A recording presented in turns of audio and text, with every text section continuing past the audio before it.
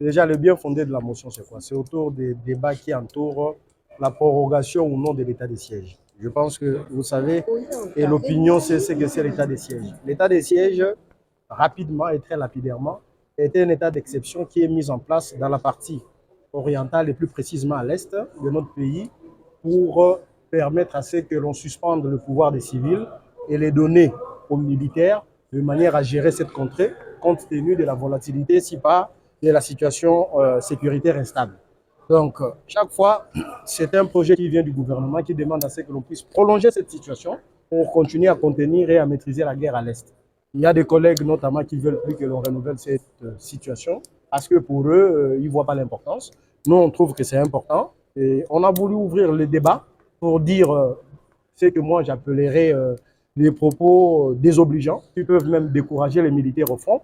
Moi, j'ai évité ces débats. Je suis passé par une motion pour proposer au bureau de l'Assemblée nationale d'éviter à ce qu'il y ait débat. Éviter les débats, pourquoi? Parce qu'il y a des matières qui relèvent des secrets d'État. Aujourd'hui, vous verrez que la situation tend à s'améliorer à l'est du pays. Et si nos militaires apprennent que les députés sont en train de discuter à l'Assemblée et ils sont contre les performances, cela n'est pas bon. C'est comme ça que j'ai proposé au président qu'il n'y ait pas de débat. La majorité des députés m'ont donné raison. Ils ont adopté la motion. Il n'y a pas eu de débat, mais nous avons pu obtenir de la part de la plénière à ce que l'état de siège puisse être renouvelé, l'état de siège puisse être prorogé. Donc c'est ce qu'on a pu faire aujourd'hui. Bon, je ne sais pas si vous trouvez ça une victoire. Moi, je pense que c'est mon travail de parlementaire. J'ai été voté pour ça. Je suis payé pour ça. Je l'ai fait aussi en soutien à nos populations de l'Est.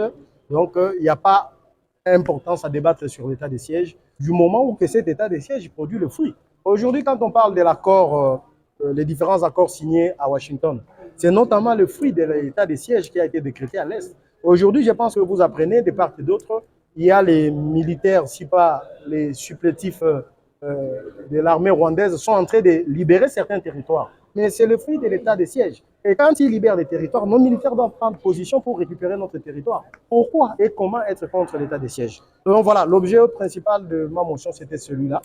Et je suis très content que les députés aient, à la majorité, adopté ma motion et il n'y aura pas de débat. On va proroger l'état des sièges. Honorable, ceux qui insistent sur le débat, ce sont les députés de l'Est, les députés qui vivent l'état des sièges.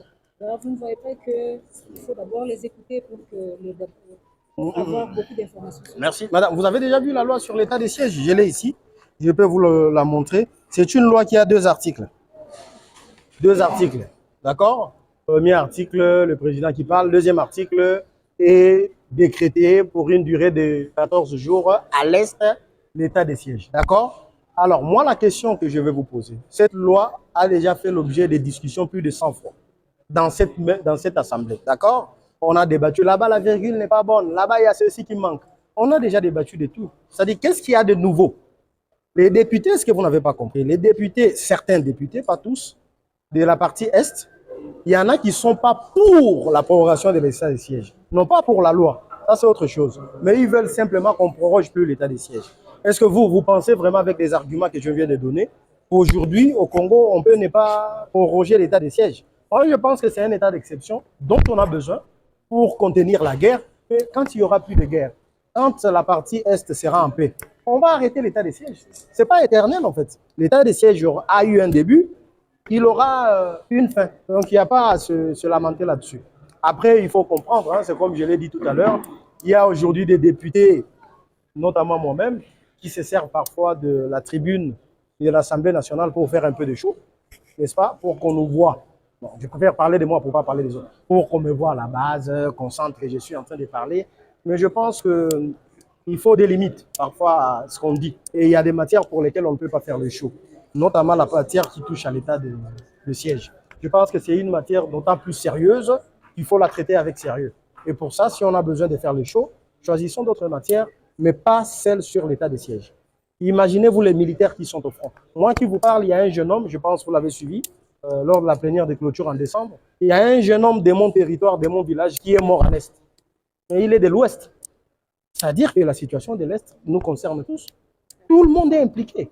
Et donc, s'il y a une politique publique allant dans le sens de l'état des sièges qui est mise en place pour juguler, si vous voulez, pour maîtriser ou mieux contenir l'insurrection qui est à l'Est, le groupe des rebelles, il faut soutenir cette initiative. Aujourd'hui, pour moi, c'est insensé de dire qu'il faut arrêter l'état de siège. Non, il faut continuer avec l'état de siège. Mais l'état de siège n'est pas éternel. Il y aura bien une fin un jour. Et on sera heureux de mettre fin à l'état de siège pour laisser nos populations vaquer librement à l'heure. Votre regard sur la présence du chef de l'État le chef de l'État était dans la province, nous l'avons accompagné. Nous en sommes très reconnaissants. Nous disons merci au chef de l'État pour la tenue de cette conférence qui a mis en avant-plan notre province. Nous en sommes très reconnaissants. Et surtout, il faut ici être reconnaissant sur le fait qu'il y a eu des gouvernements qui se sont succédés dans ce pays. C'est pour la première fois depuis son existence, depuis les années 30 par exemple, que le territoire, mon territoire, le territoire de Bungu puisse avoir de l'asphalte. C'est-à-dire la route va être réalliée avec la nationale numéro 1, un tronçon juste de 30 km. Donc comment ne pas féliciter des actions comme ça? Aujourd'hui, on a une centrale hydroélectrique de Kakobola qui va alimenter le territoire d'Idiofa Bungu, la ville de Kikwit. Nous en sommes très reconnaissants et nous disons merci au chef. Et merci aussi à tous ceux qui ont aidé les chefs, ceux qui travaillent avec les chefs pour concrétiser cela. C'est ce dont on a besoin et c'est ces Congolais-là dont on a besoin. Je pense que le train de la reconstruction, le train des actions concrètes est en marche avec le président de la République, Félix-Antoine Tshisekedi Tshilombo. Personne ne peut l'arrêter. Et nous allons continuer le travail. Nous, comme sa majorité, nous allons l'accompagner à ce qu'il atteigne justement sa mission pour le destiné de notre pays. Donc, voilà ce que je puisse dire. Donc, encore une fois, nous disons merci au président.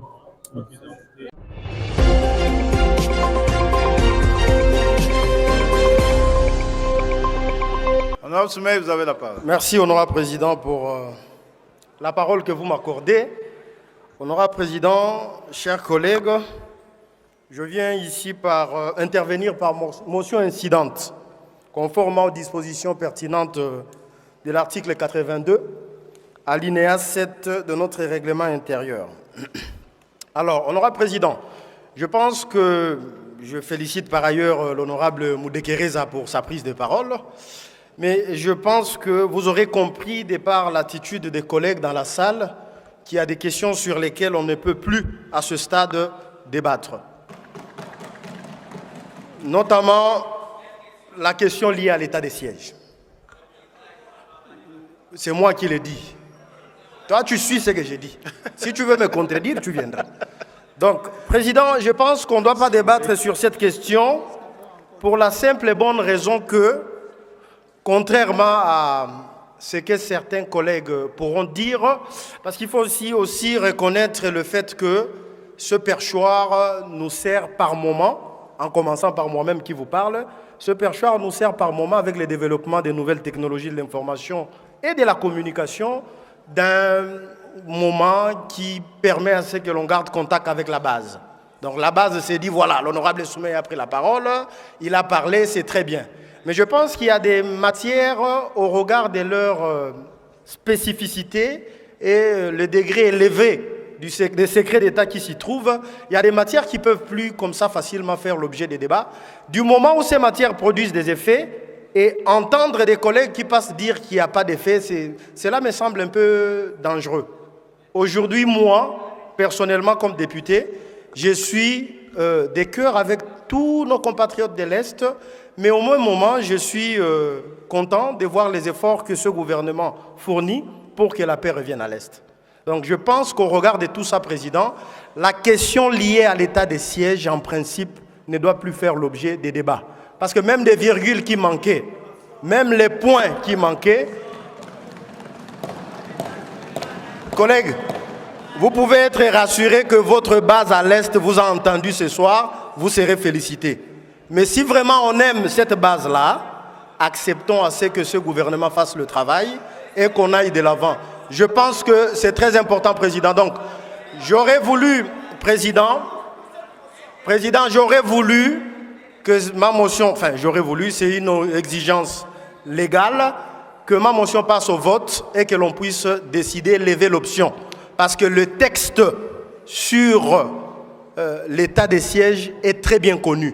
Donc il n'y a plus de nouveautés. Merci beaucoup, honorable Soumeï. Oui, et aussi, Président, si je peux terminer, toujours dans la même perspective, j'aimerais rappeler quand même, honorable président, à l'Assemblée plénière que jusqu'ici, par moment, nous évoluons avec le non-droit. Même moi qui vous parle, je sollicite des fois les motions d'information auprès de votre bureau pour venir donner la situation sur l'actualité chez moi en province. Tout ça, c'est pour que mes électeurs puissent me voir, c'est bien. Mais c'est du non-droit. Pourquoi, président? Parce que l'article 82, alinéa 1, 2, 3, 4, 5, 6, 7, je crois 6 ou 5, nous dit « La motion d'information concerne un complément d'information essentiel pour l'orientation des débats sur les sujets en discussion. » Généralement, nos motions d'information ne cadrent même pas avec du droit et avec ce qui devait être dit. Donc, il faut peut-être organiser des séances plénières où l'on décide des discussions sur l'information de nos bases. Je pense que c'est important et que ça nous aiderait. Donc, pour aujourd'hui, Président, principalement, si on peut suspendre les débats sur la question de l'état des sièges et continuer à savourer les résultats que ce gouvernement est en train de nous produire. Madame et Messieurs du gouvernement, merci.